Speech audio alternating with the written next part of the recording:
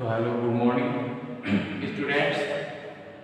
जैसा कि हमने लास्ट वीडियो जो आपकी पिछली वीडियो है उसमें हमने मैटर यानी पदार्थ और एनर्जी के बारे में पढ़ लिया था, और जो पदार्थ के जो गुण हैं वो दो प्रकार के हमने पढ़ लिए थे, विस्तीर्ण यानी गहन गुण हमने क्या कर लिया था, अध्ययन स्टडी कर लिया था। ठीक है, अब नेक्स्ट है हमारा पदार्थ है उसका क्लासिफिकेशन। क्या है? पदार्थ का वर्गीकरण। ठीक, क्लासिफिकेशन ऑफ मैटर। पदार्थ का जो वर्गीकरण है वो दो विधियों के माध्यम से किया जा सकता है। एक तो आपका भौतिक वर्गीकरण हो सकता है, दूसरा आपका रासायनिक वर्गीकरण माने physical classification and chemical classification. ठीक है, अब जो हमारा भौतिक वर्गीकरण है तो आप लोगों को पता है कि जो पदार्थ है, पदार्थ की भौतिक तीन अवस्थाएं होती हैं। मतलब भौतिक वर्गीकरण में तीन प्रकार का हो सकता है पदार्थ। कौन कौन सा बेटा? ठोस, द्रव और gas, solid, liquid and gas. ठीक है, तो ये हमारा तीन प्रकार का हो सकता है। तो आप सभी लोग जानते हैं कि ठोस क्या होता है। ठोस क्या होता है? जिसका आकार एवं आयतन क्या होता है बेटा? निश्चित होता है, उसे ठोस कहते हैं। जैसे कुर्सी, मेज, बुक, कई सारी चीजें हैं। ठीक, जो क्या होता है? ठोस होती है, जिसका आकार एवं आयतन कैसा हो बेटा? निश्चित माने जैसा है। चौक ऐसे सीधी है माने हम इसका ना आकार बदल सकते ना आयतन। यदि बदलेंगे तो ये क्या हो जाएगी? टूट जाएगी। फिर नेक्स्ट है आपका द्रव। तो इसमें एक चीज हो जाएगी बेटा, क्या हो जाएगा? द्रव में, लिक्विड में क्या हो जाएगा कि जो आपका आकार है वो क्या हो जाएगा बेटा? अनिश्चित हो जाएगा। क्या हो जाएगा? अनिश्चित। ठीक, लेकिन जो आयतन है वो निश्चित रहेगा। पहले तो आयतन और आकार तो शायद समझते हैं आपसे, लेकिन जो आपका आयतन है, आयतन वह क्षेत्र होता है जो वस्तु जितना स्थान घेरे उसे हम क्या कहते हैं? आयतन। माने जैसे आपका मकान बना है वह कितने क्षेत्र में बना है, लंबाई, चौड़ाई और ऊंचाई सब टोटल मिला के जितने स्थान घेरे हैं वह क्या हो जाएगा? आपका आयतन हो जाएगा। तो इसी प्रकार से जो आपका द्रव है, द्रव में क्या रहता है बेटा? ये इसका आकार अनिश्चित रहता है। यदि आप बोतल में भर दो तो जो पानी है वो बोतल के जैसे लगने लगा। यदि गिलास में भर दिया हमने तो गिलास के जैसे। ऑयल है, कुछ भी मतलब तरल ऐसा, तो इसका आकार अनिश्चित होगा लेकिन आयतन है वो क्या है? निश्चित होगा। ठीक है, नेक्स्ट गैस है। तो गैस में आपके दोनों चीजों दोनों चीजें हैं वो क्या हो जाएंगी? अनिश्चित। आकार और जो आपका आयतन है दोनों अनिश्चित। माने किसी गैस को आप एक सिलेंडर में या एक बॉक्स में भर दो तो वह उसके जैसी लगने लगे और उतने में वह बन जाएगी। यदि उसी बॉक्स की गैस है खोल दी जाए किसी रूम में तो वह पूरे रूम में क्या हो जाएगी? पूरे रूम में भर जाएगी। मतलब उसका आयतन क्या है? पहले एक बॉक्स के जितना था, अब पूरे कमरे के जितना हो गया। तो इसमें ना ही आकार और ना ही आयतन दोनों निश्चित नहीं रहते हैं। दोनों कैसे रहते बेटा? अनिश्चित। अब आपका जो ये तो था आपका फिजिकल क्लासिफिकेशन माने भौतिक वर्गीकरण। अब है आपका पदार्थ का जो आपका रासायनिक वर्गीकरण। तो पदार्थ रासायनिक दृष्टिकोणों से दो प्रकार का हो सकता है, एक शुद्ध हो सकता है, एक अशुद्ध हो सकता है। ठीक, प्योर एंड इम्प्योर हो सकता है। तो जो आपका शुद्ध मैटर है, प्योर मैटर है, तो वो भी कितने प्रकार का? दो प्रकार का। एक हो सकता है आपका तत्व, एक हो सकता है यौगिक। तत्व माने एलिमेंट और दूसरा होता है कंपाउंड, यौगिक। अब तत्व की डेफिनेशन क्या होगी बेटा? तो इसके लिए मैं अभी नेक्स्ट वीडियो में बनाऊंगा, तो उसमें आप जान लेंगे। तो या फिर यही समझ सकते हैं, ऐसा पदार्थ जिसे ना तो भौतिक और ना ही रासायनिक विधि के माध्यम से क्या नहीं किया जा सकता? अलग नहीं किया जा सकता, सेपरेट नहीं किया जा सकता। ठीक है, जो तत्व है इस पर चाहे कोई हम फिजिकल मेथड अपनाएं, भौतिक विधि अपनाएं, और ना यदि कोई केमिकल मेथड अपनाएं, रासायनिक, तो इसको दूसरे किसी पदार्थ में नहीं बदला जा सकता। उसकी अवस्था तो परिवर्तित हो सकती, लेकिन उसको दूसरे पदार्थ में नहीं बदला जा सकता। वो आपका ऐसा पदार्थ क्या कहलाएगा? एलिमेंट कहलाएगा। जैसे कॉपर है, कॉपर को आपने गर्म कर दिया, कॉपर पहले क्या था? ठोस। आपने बहुत तीव्र टेम्परेचर दिया, ताप दिया, जिससे वो क्या हो गया? पिघल गया। तो ठोस से क्या बन गया बेटा? द्रव बन गया। क्या बन गया? द्रव। लेकिन आप बोलेंगे क्या है वो? है कॉपर ही, ठीक है। तो उसकी हमने अवस्था चेंज तो कर दी, ठोस से क्या बना दिया? ठोस से द्रव तो बन गया, लेकिन है वो क्या? कॉपर ही है। यानी ऐसा माने उसका जो नेचर है वैज्ञानिक को परिवर्तित नहीं, ठीक। ऐसे नहीं कहेंगे कि आपके वो लोहा हो गया, आयरन हो गया, ठीक। तो ये आपका तत्व। यौगिक क्या होता है? तो यौगिक भी आपके यहाँ पर दो प्रकार से होते हैं। यहाँ पर एक होता है कार्बनिक,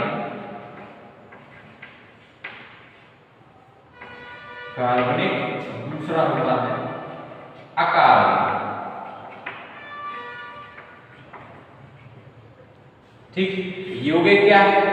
तत्व समझ लिया। अब यौगिक आपका यदि जो तत्व दो या दो से अधिक तत्वों के एक निश्चित रेशियो को, निश्चित अनुपात को, जब दो तत्वों को हम एक निश्चित अनुपात में मिला देते हैं तो एक कंपाउंड का फॉर्मेशन हो जाता है, कंपाउंड का निर्माण हो जाता है, ठीक। जैसे एग्जाम्पल से समझते हैं, तत्व तो सभी जानते हैं। तत्व माने आपकी जो बुक्स है उसमें कितने? 118, या ये प्रकृति है उसमें 118 तत्व पाए जाते हैं, माने उनकी खोज हो चुकी है। जैसे हाइड्रोजन होगा, नाइट्रोजन होगा, ऑक्सीजन होगा, कैल्शियम होगा, ये सब क्या है बेटा? तत्व है, ठीक है। अब जो ये आपके तत्व है, इनका एक हम निश्चित अनुपात में हम इनको मिला दें तो किसका निर्माण हो जाता बेटा? यौगिक का निर्माण हो जाता। कैसे? एक एग्जाम्पल से समझते हैं यौगिक में। जैसे हमने हाइड्रोजन के दो भाग ले लिए, दो परमाणु ले लिए, और ऑक्सीजन का हमने एक परमाणु, जब हमने इनको मिला दिया तो क्या बन गया हमारा? H2O बन गया। हाइड्रोजन के दो परमाणु, ऑक्सीजन का एक परमाणु, तो इनका हमने एक निश्चित अनुपात कर लिया, यानी इनका या इनके द्रव्यमान का बोल सकते हैं। तो इसको हमने मिला दिया तो ये हमारा क्या बन गया बेटा? यौगिक बन गया, जिसका नाम क्या होता है बेटा? जल। सभी जानते हैं, वाटर, ठीक। तो ये हमारा क्या होता है? यौगिक होता है। अब हमने यहाँ पर जो तत्व है और यौगिक है उनको भी वर्गीकृत किया है। तो जो आपके तत्व है वो तीन प्रकार से फिर विभाजित हो सकते हैं। कौन कौन से बेटा? धातु, अधातु और अर्धधातु या उपधातु, ठीक। मैटर, नॉन मैटर एंड इसको इसकी इंग्लिश देखिए ना, अर्धधातु, ठीक है, या उपधातु। तो जो आपका अब जो तत्व है तो उसमें भी तीन प्रकार के होते हैं। तो जो आपका धातु है, तो धातु क्या होता है? जैसे कि आपने 10th में चैप्टर पढ़ा होगा धातु अधातु वाला, तो उसमें कुछ बेसिक प्रॉपर्टीज हैं उसके, एंड कुछ जो आपकी डेफिनेशन है वो ये होती है कि वे तत्व जो इलेक्ट्रॉन त्याग कर धनायन बनाने की प्रवृत्ति रखते हैं धातु कहलाते हैं, ठीक। या फिर ऐसे हो सकते हैं जो कठोर होते हैं, जो चमकदार होते हैं, इस प्रकार से कह सकते हैं। जैसे आयरन होगा, क्या होगा? आयरन यानी लोहा, कैल्शियम हुआ, सोडियम हुआ, पोटेशियम हुआ, ये सब क्या है बेटा? धातु। अधातु ऐसे तत्व जो क्या होते हैं? धातु के उल्टे लक्षण रहते हैं उनमें, माने इनका गलना क्या होगा? सॉरी, क्वथनांक होगा, कम होगा, ठीक है, चमक नहीं होगी। या फिर जो आपका इलेक्ट्रॉन है ये दान करते हैं और धनायन बनाते हैं, ये इलेक्ट्रॉनों को ग्रहण करते हैं और क्या बनाते हैं? ऋणायन बनाते हैं। जैसे एग्जाम्पल में हो जाएगा आपका, क्या हो जाएगा? क्लोरीन है, Cl, क्लोरीन बोलते हैं, हाइड्रोजन है, मतलब सभी जो गैसें लगभग हैं वो क्या है, नाइट्रोजन है, अधातु ऑक्सीजन, ये सभी इलेक्ट्रॉन को ग्रहण कर ऋणायन बनाते हैं। अब बेटा अर्धधातु, तो अर्धधातु वह होती है जिसमें क्या हो, दोनों के लक्षण क्या रहते हैं, विद्यमान रहते हैं। जैसे कुछ तत्व होते हैं जिसमें धातु एवं अधातु दोनों के लक्षण क्या होते हैं, विद्यमान, जैसे एंटीमनी है, क्या है, एंटीमनी,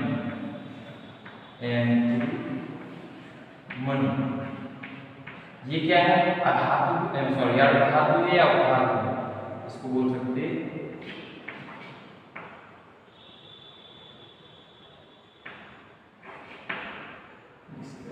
एंटीमनी, चलो ऐसे ही एंटीमनी, ठीक।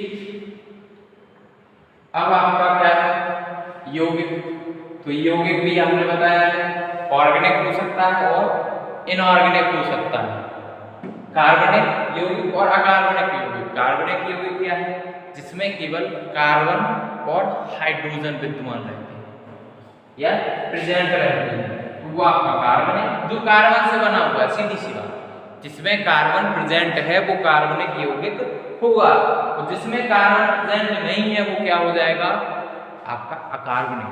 तो जैसे जल है, ये क्या है, कार्बनिक यौगिक, ठीक। जैसे एग्जांपल में CH4 लिख दूं मैं, ये मेथेन होता है, CH4 यानी मेथेन, ये कार्बनिक यौगिक है। और मैंने और कुछ लिख दिया, जैसे यहाँ पर लिख दिया NaCl, सोडियम क्लोराइड, ये कार्बनिक, इसमें कार्बन प्रेजेंट नहीं है, तो ये हमारे यौगिक हो गए। अब जो हमारा अशुद्ध इम्प्योर मैटर है वो आपका कहलाता है मिश्रण, क्या कहलाता है, एक प्रकार का क्या होता है, मिक्सचर, मिक्सचर,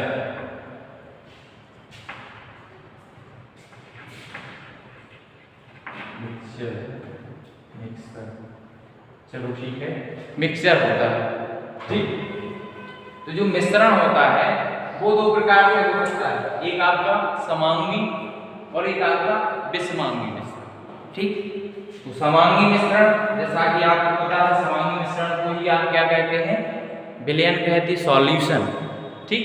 जिसमें ऐसा मिश्रण या ऐसा मिश्रण जिसमें प्रत्येक कोई भी पात्र में यदि वह रखा है तो प्रत्येक जगह की, प्रत्येक स्थान की संरचना है वो कैसी रहे, बिल्कुल समान रहे, ठीक। जैसे एक गिलास में हमने क्या मिला दिया, चीनी और प्लस जल को हमने क्या कर दिया, मिला दिया, तो जैसे ही मिलाया तो क्या बन गया, एक हमारा मिश्रण बन गया बेटा। अब इस गिलास के चाहे तुम इधर से इसको टेस्ट करो, चाहे यहां से निकाल के इसको टेस्ट करो, इसकी जो सांद्रता है, माने इसमें जो आपके पदार्थ मिले हुए हैं पूरी तरह से डिसॉल्व हो चुके हैं, चाहे आप यहाँ से टेस्ट करो चाहे यहाँ से, या देख भी सकते हैं, तो सब जगह की जो संरचना है वो कैसी होगी, समान आपको दिखाई देगी, उतना ही मीठा यहाँ से लगेगा, उतना ही यहाँ से, ठीक। अब जो विषमांगी है तो उसमें से क्या हो जाता है, अलग हो जाता है, कहीं जैसे पानी और रेत का विलयन, पानी प्लस रेत का विलयन बनाएंगे, क्या हो जाएगा, रेत का मतलब डस्ट हो जाएगा, बालू हो जाएगी, तो आपको नीचे रेत क्या हो जाएगी, जमी हुई प्रतीत होगी, इधर जो थोड़ी घुली हुई, ऊपर और कम घुली हुई, तो ऐसे अलग अलग संरचना इसकी दिखाई देती है। तो इस प्रकार से ये आपका पूरा क्या है, क्लासिफिकेशन ऑफ मैटर, पदार्थ का वर्गीकरण, ठीक। ये आपको ध्यान से इसको लिखना है एंड इसके एग्जाम में लिखना है, ये सब समझना है।